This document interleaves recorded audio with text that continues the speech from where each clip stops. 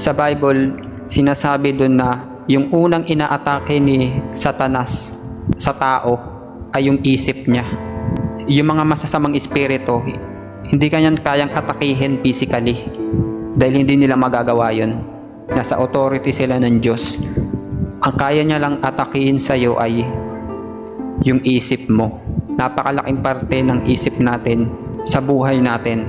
Kasi once na inatake yung isip mo, tas wala kang control, yung isip, yung thoughts mo na yun, ayun yung magmamanifest sa physical body mo, kung ano yung lifestyle na ginagawa mo. Kaya yung tukso ng Diablo ay itatanim sa isip mo. Dahil alam kasi ng mga Diablo na kapag inatake ka nila sa isip mo, malaking apekto yun sa buhay mo, sa buong pagkatao mo, sa spiritual, pati na sa physical mong buhay.